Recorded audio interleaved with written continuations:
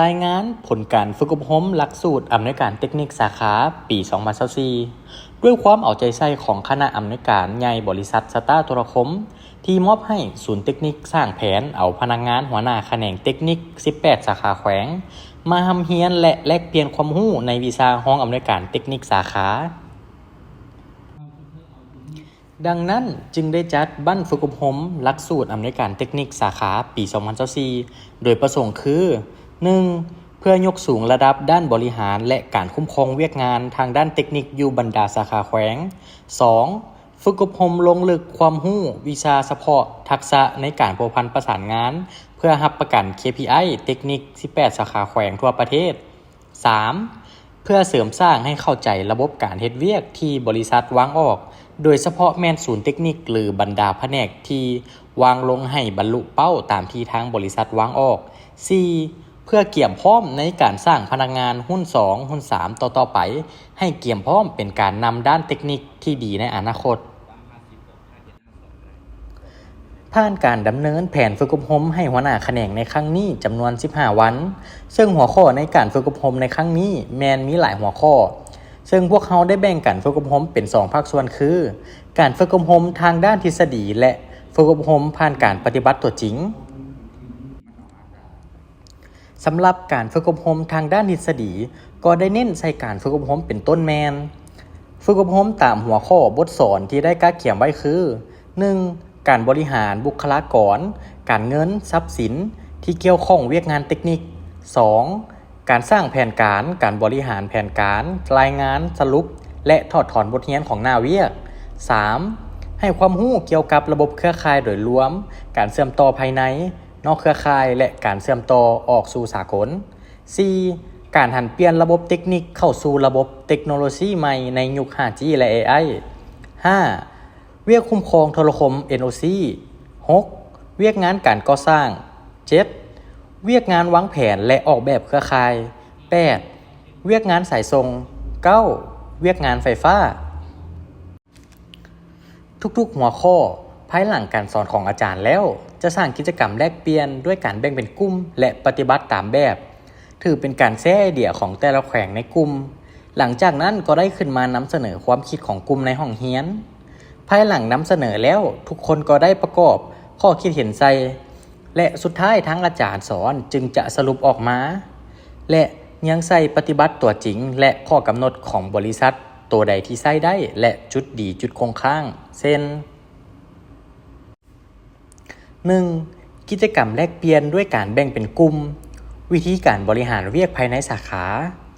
วิธีการสร้างแผนและรายงานประจำเดือนวิธีการรับมือกับกรณีฉุกเฉินภัยธรรมชาติพายุน้ำท่วมและอื่นๆวิธีการบริหารเครื่องมือและอุปกรณ์ทรัพย์สินเพื่อซัพพอร์ตเวียกวิธีการสร้างสีมือให้พนักงานให้มีสีมือเฉพาะทางเช่นไฟฟ้าสายส่งก่อสร้าง P&O และ BTS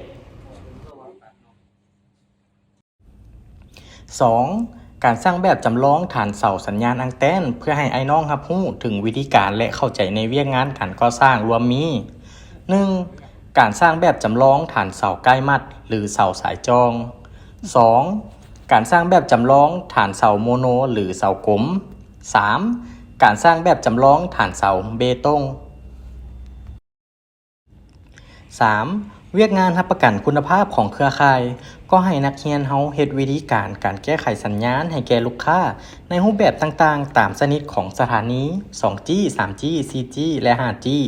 วิธีการชี้นำให้ทีมเทคนิคแก้ไขให้ถึกจุด 4. วิธีการแก้ไขข้อขัดข้องทางด้านสายส่งซึ่งภายหลังที่ได้สอนก็ได้จัดเป็นกลุ่มและการบริหารการปฏิบัติวิธีการแนวใดให้ใช้เวลาแก้ไขข้อขัดข้องทางด้านสายส่งให้ใช้เวลาสั้นที่สุดเพื่อลดพรการตัดขาดสัญญาณ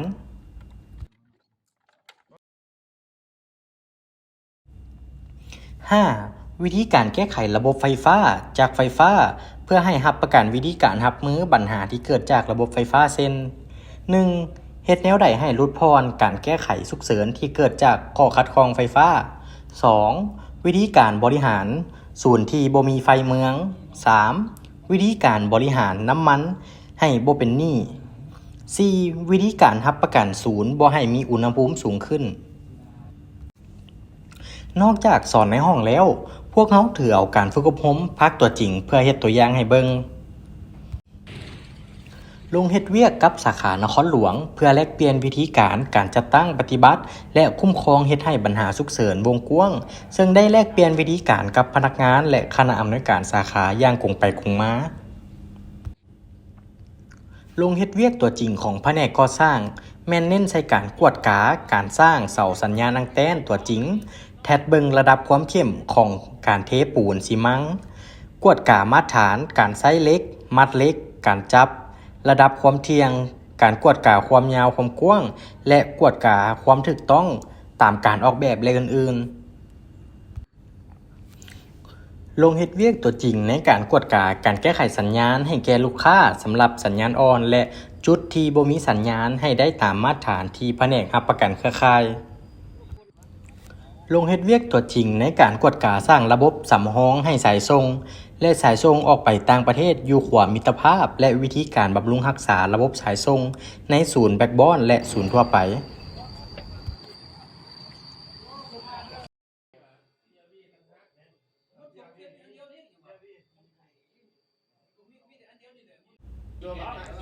ลงเฮ็ดเวียกตัวจริงในการกวดการะบบไฟฟ้าจักรไฟฟ้าการแก้ไขข้อขัดข้องในภาวะฉุกเฉินกรณีไฟฟ้าบ่เข้าระบบจักรไฟฟ้าใช้งานบ่ได้ตัวจริงและระบบสำรองของบ่อไฟฟ้าและจักรไฟฟ้าสำรองสำหรับสถานีน้อยและห้องเครื่องใหญ่และการแก้ไขข้อฉุกเฉินนอกจากที่ได้เฮ็ดตัวจริงในภาคสนามแล้วนักเรียนก็ยังได้ลงทดลองประจำการกับพนักงาน NOC และบรรดาแผนกการต่างๆในศูนย์เทคนิคเพื่อรับรู้ถึงสภาพการพัวพันระหว่างแผนกการและเทคนิคสาขาแขวงนอกจากที่ได้เรียนแล้วนักเรียนของพวกเฮาก็ยังได้เข้าพบปะกับอำนวยการใหญ่แต่ละท่านซึ่งไอ้น้องเฮาก็ได้เสนอถึงชีวิตการเป็นอยู่และการบริหารภายในแขวง